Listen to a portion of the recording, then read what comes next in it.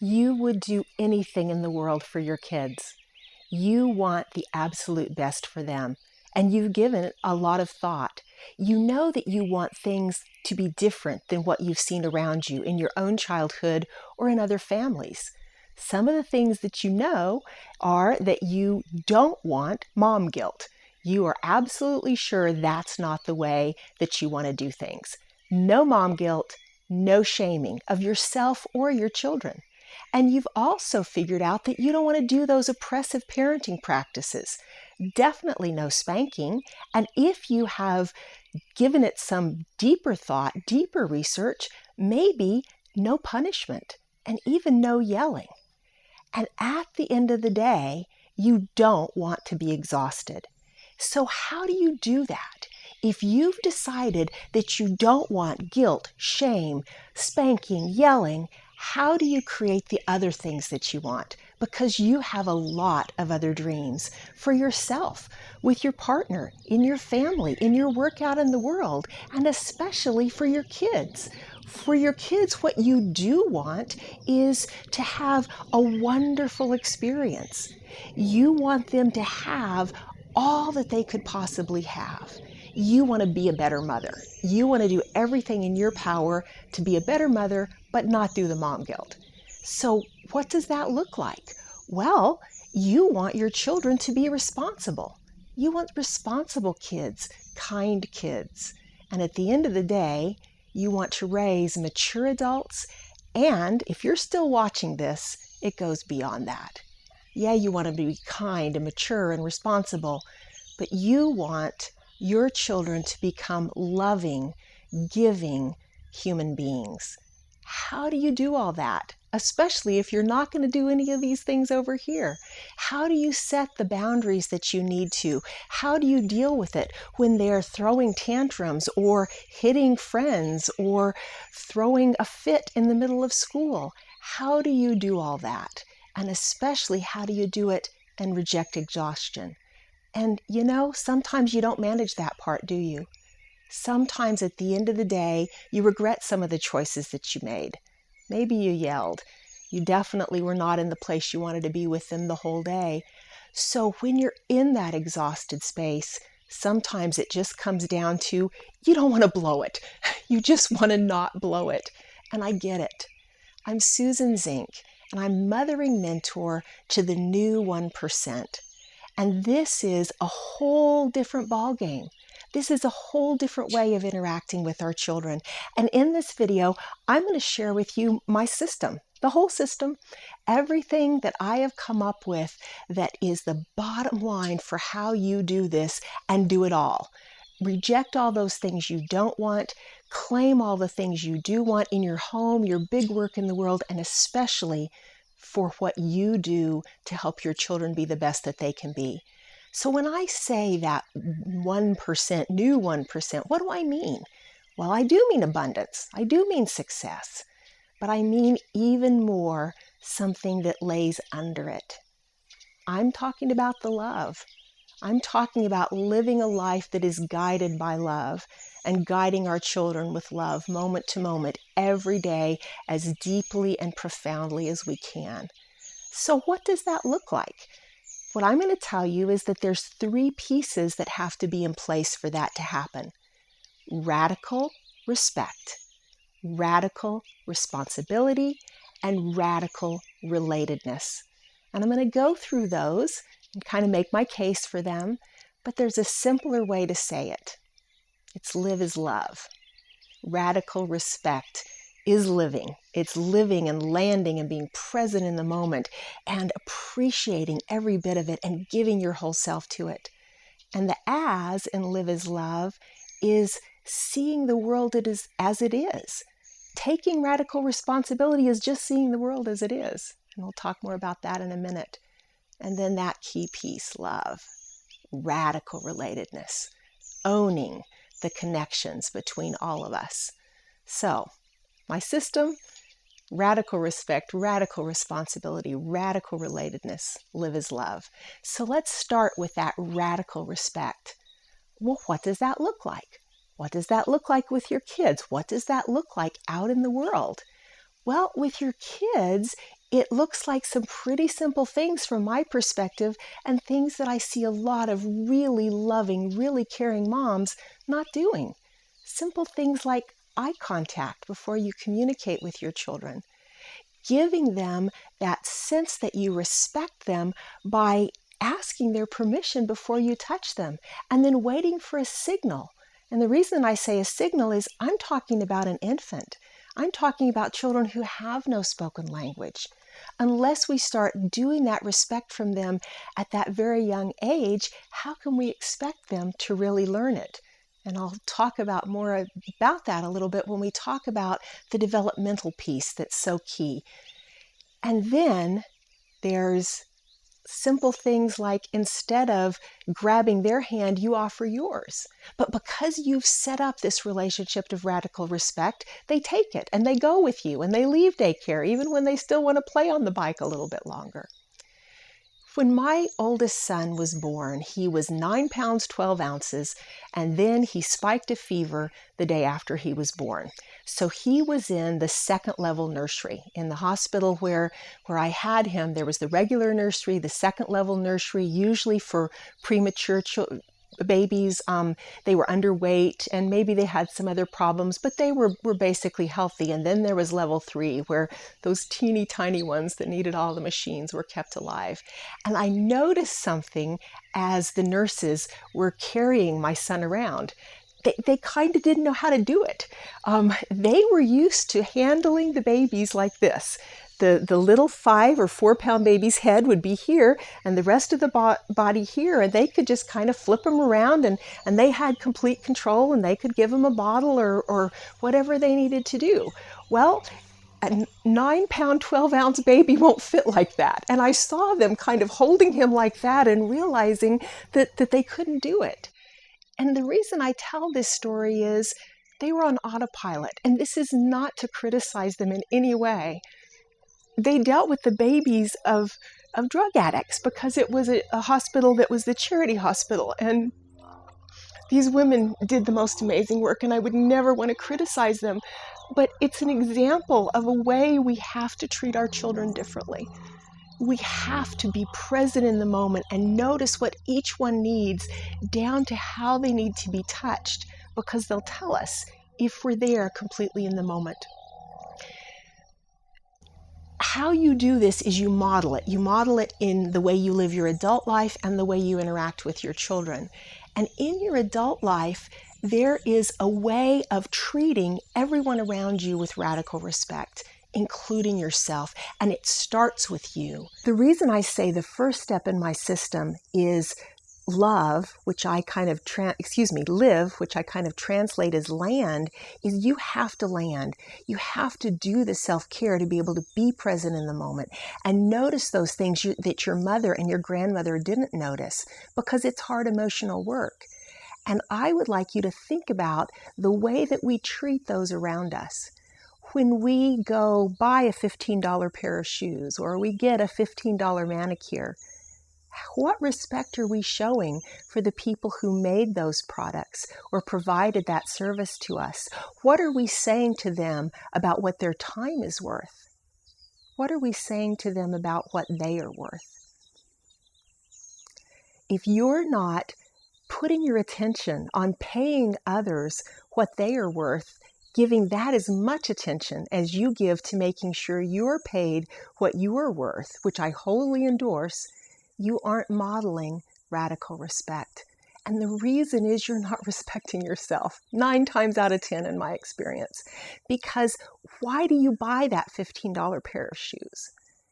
I would suggest that when what you really need is a day off, or what you really need is that walk in the woods at sunset, instead of feeding your soul, instead of taking the nourishment that you need at the very core of your being, in the marrow of your bones, you settle. And you settle for $15 shoes, or a $15 manicure, or junk food, or a Netflix binge. Unless you treat yourself with radical respect, you can't treat the rest of the world that way. And you can't model that for your children and teach them through your model. You have to do that first. And then you can move on to radical responsibility.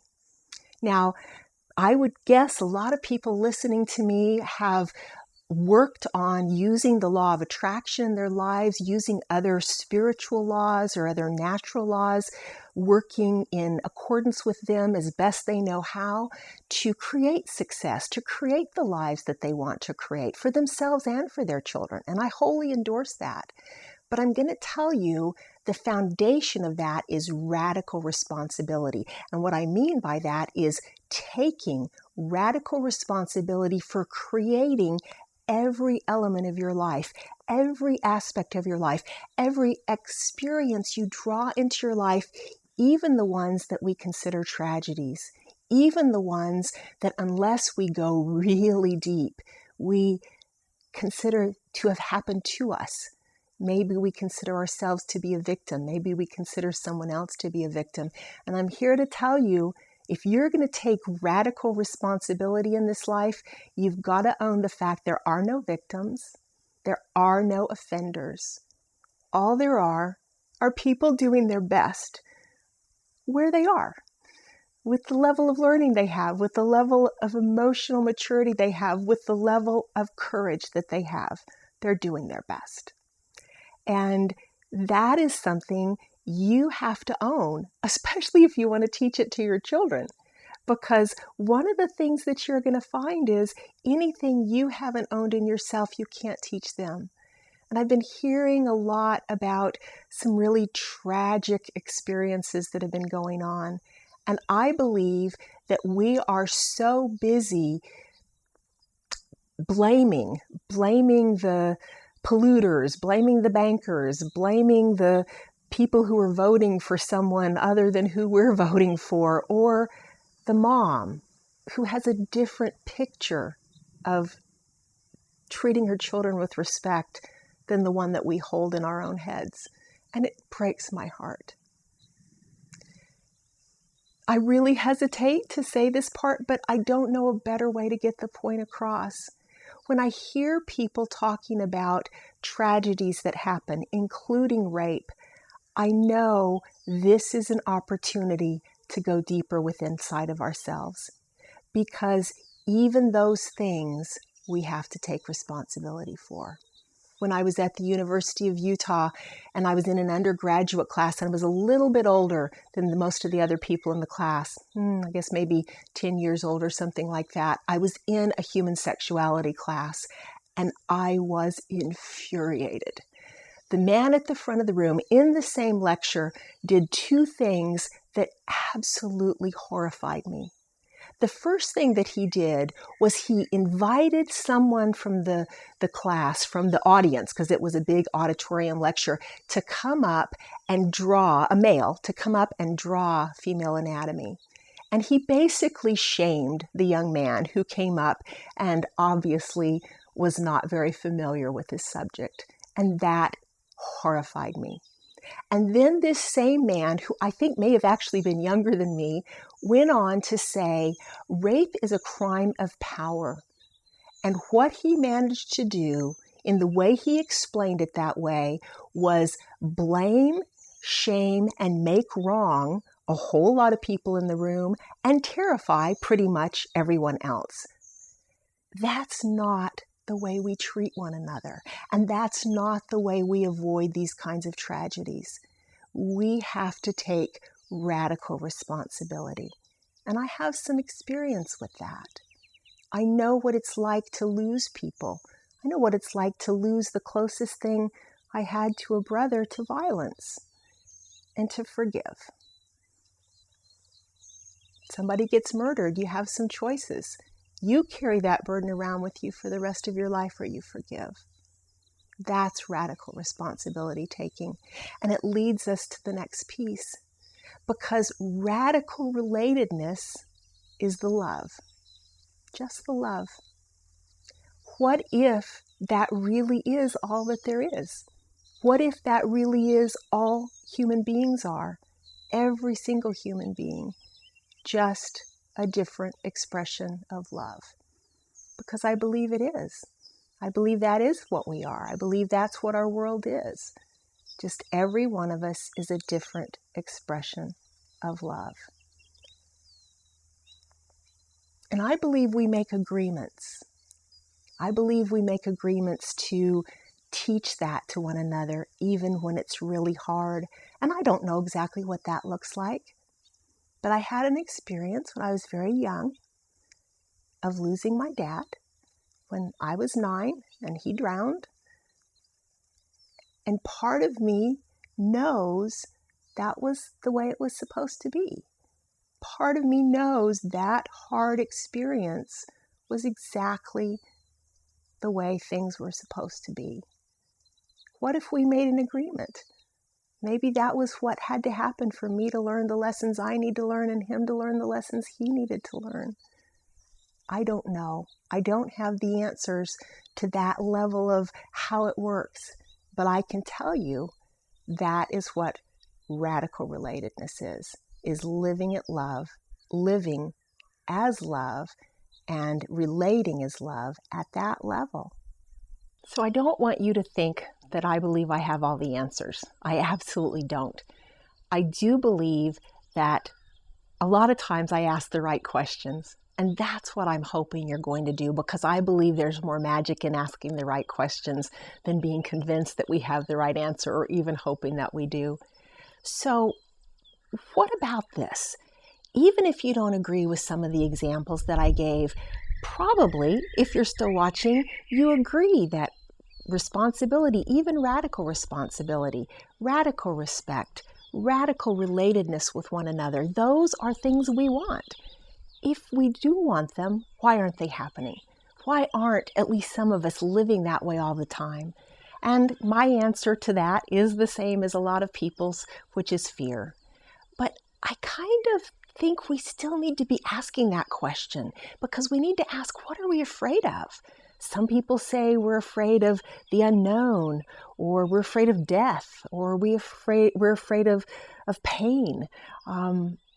I actually think, at least for those of us who are really searching, really doing our best to dig deep and give the best that we can, I believe it's something else. I believe we are afraid to be aware of our own power. Because if we were, we would know our power to hurt the ones that we love so much around us. And sometimes that's just more than we can bear. But we have to. This is the emotional hard work that we have to do. When one of my sons was in college 15 years ago, he called me up and I could tell he was upset. And he started crying. And I found out that the reason he was calling me is that he was breaking up with his girlfriend, a girlfriend of quite a good long time. And he was crying not because, he was sad because he was going to miss her. But the reason he was crying is because he knew how much it was going to hurt her. And even though he wisely knew that this was not his person to be with, this was not the woman he was going to marry, and it was a good time to do this and to make this break, that's what hurt him. And I knew he was a wonderful being who came, and I was honored to be his mom, but I knew I'd done some things right when we had that conversation. And I had a conversation with a relatively new friend when I was with some other friends recently, and she was in a kind of a new relationship, and she was questioning this relationship because the man was quite a bit older than her. And we were bantering back and forth. Some of the men were joking with her a little bit about this. And I said to her, he deserves somebody who doesn't think he's too old. These are the hard choices that we have to make. These are the choices that we have to make by digging deep. And so if we're going to do that, how do we do that? How do we practice these radical levels of respect, responsibility, and relatedness? How do we live as love? Well, I don't have all the answers, but I have a few ideas, especially in relation to how you do this with your children. So how do you practice this radical respect with your children and other people around you? Well, if you know anything about Montessori education, if you know anything about the ideas of Dr. Maria Montessori, you know that that is a huge part of that. The idea of following the child, the idea of noticing what the child's needs are, and then setting up an environment and following what you notice is working and not working. And there is a problem that I've noticed from my time in that community. And that is that a lot of times people are told to do that, but they aren't told how. And I don't mean they aren't told how like the eye contact that I mentioned, the waiting for a child to give you some indication that it's okay to touch them. They're taught those things, but they're not taught how to find it within themselves. And sometimes they're expected to do it when they're exhausted and don't have the necessary resources to set up that kind of environment. So the first thing that has to happen is you have to land. You have to do that self-care that lets you be fully present. You can't do that if you're depleted, much less exhausted. You can't do that kind of hard emotional work that you didn't have modeled for you as a child. And that's the other piece. Why can't we just do it? Why can't we just have somebody tell us, do this with your child and do it? Well, you have something working against you. You've got your own personal history and cultural history. That's in you at a very deep level. And then you just have what was modeled for you. So these are the habits that are part of what you learned growing up and the worldview. All of those just come in to you before age 6 or 7. And if you haven't actively made an attempt to change them, that's what you're going to act from. That's just the way it is. So you're going to need some kind of practices, some kind of way to move yourself out of the habitual, move yourself out of the way that you have done things in the past and step into a new way of radically respecting your children. So how do you do that? Well, one of the things that you do is that you give them the chance to learn that from you. You give them the chance to see that from the way that you model it. But also you have to take it to a developmental place. You have to honor what their developmental openings are for being able to learn things and do things in a particular way. And that relates into how do you do radical responsibility with children. One of the problems there is, a professor of mine said, you know what you know. And my counter to that is, you don't know what you don't know. And so if you are in a place where you're not aware of what your children need developmentally and what your needs are, you're stuck. And I specifically talk about this in relation to development because if you want to teach children that everything that happens in their lives, they have power over, everything that they draw into their lives, they are responsible for that result. How do you do that? And how do you do that with a child who is still thinking at a very different level than you are? I recently heard that a television show that I used to watch when I was a kid, it was made in the mid-60s and when television was still relatively new, and it's called Gilligan's Island. If you're not familiar with it, it's about some people who were shipwrecked on an island and they're kind of making their way while they're waiting to be rescued. And I found out recently that several times a week, maybe many times a week, during the time this show was on, the Coast Guard would get phone calls from people asking them to go rescue the people, the actors on Gilligan's Island. Now, if adult humans who just haven't quite completely caught up with the whole idea of television have that kind of mistaken ideas, how much more challenging is it to teach radical responsibility to children? If you have a tall, thin vase and you have a short, fat one, you can do an experiment. You can put water in the tall, thin vase and have the short, fat vase there and pour the water from the tall, thin vase into the short, fat one, or the other way around, and ask your child if there's the same amount of water. And I will guarantee you, if your child is under age 3 and probably under 4.5, that the child will say that there is more water in the tall container than there is in the short container, even if you pour it and you pour it back and forth. How on earth can you teach a child radical responsibility for everything in their life if they still think that water in a tall container magically is more water than when it's in a short container? Well, the answer is your own modeling in your own body, in your own life, and also understanding where the child is and giving them the chance to learn it, giving them more and more responsibility. It's not about you doing more for them. In fact, it's about you doing less. It's about you doing more emotional work. I'm not gonna sugarcoat it, but emotional work scales. Once you've done it, you're there. And you need to be teaching your children to take on more responsibility for themselves, their self-care, and for your home, and for contributing even in their little corner of the world. That's how you teach them radical responsibility. So how do you go about living radical relatedness? How do you live this love of being connected with everyone else and teaching your children that and living from that with your kids?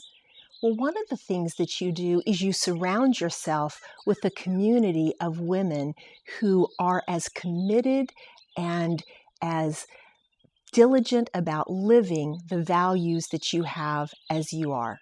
You have to have that kind of community in order to do this. And this goes back to what I said about you don't know what you don't know. You can't see what you're not seeing about your children. And this is something that is about how we figure this out together, because it's gotten too complicated. I talked earlier about sexuality and rape and what that brings up in our culture. Sexuality is now much more complicated than it was in my mother's generation, much less her grandmother's generation. You can't just leave it at teaching consent.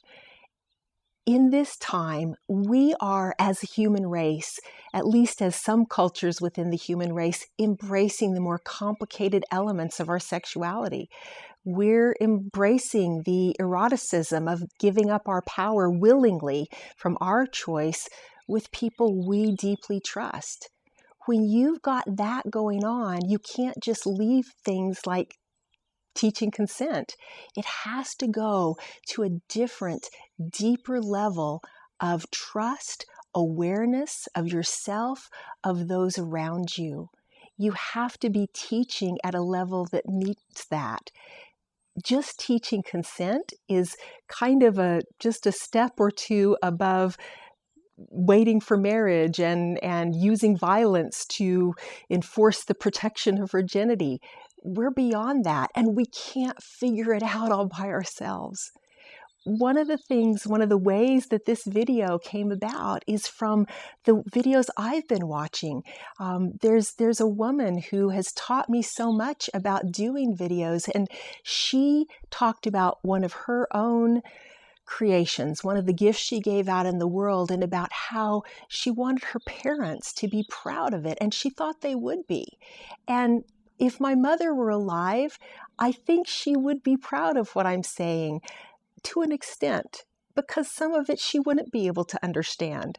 Because if I were having a discussion about rape with her, she'd just want to put him under the jail. And at the same time, she respected me. She respected my sons, her grandsons, at a level that showed me and modeled for me this idea our children are going to go beyond what we're going to do.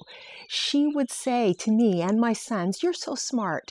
And I don't believe in that, and I don't think it's the best thing to say, but she said it from this place of love, and it was the way she could wrap her head around what we were saying and the ways we were thinking that she couldn't get to. So you've got to choose. And you've got to teach your children to choose who they're going to be around, who they're going to be up close and personal with, and who they're going to love from afar. And you have to model that by not settling, by holding your own personal boundaries and respecting yourself. That's the foundation of that level of love. And I want to mention where I kind of got the courage to put this out in this way. I am part of a community that a young businesswoman, a young business leader I deeply respect. Her name is Jen Scalia. She had been doing a challenge in her community, a video challenge. And I became so inspired by the videos I was watching and the things that people were saying. One woman shared her dream of being on Oprah, and she even shared what she would say when Oprah asked her perennial question of what does the world need more of? And I realized that her answer is the same as mine. It's love. And another woman posted and she said, "What are your words to live by?" Well, those are mine.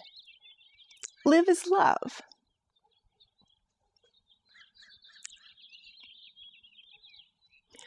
I know it's important, and I know I fall short, and I know I just have to pick myself up again and move on because it is important.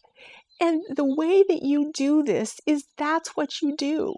You have to trust. You have to trust the perfection of everything that is all the time. You have to go out in nature so that you can ground yourself in that for when you're going to miss the mark, when you're not going to do things the best that you can.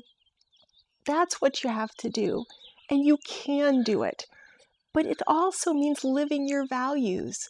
If you say your children are the most important thing in the world to you, you need to live that. You need to bring it, your time, bring your money to it. And most importantly, you need to bring your energy to it. So how do you be the better mother that you want to be without doing the mom guilt, without doing the shaming? Well, what you do is you trust and you deepen and expand into the idea that everything is perfect all the time, and then you notice when you need to do more. I can't say it better than Maya Angelou. You do the best you can until you know better. And then when you know better, you do better. That's how you do this. And you keep doing it. And you recognize when you need support. And you recognize that you need to surround yourself with other people who have the same goals and the same dedication to them that you do. One of the people I most respect in the business world, in fact, the only male that I read every day, Seth Godin says, if you aren't willing to live your values now, when are you going to start? And I'm going to challenge you.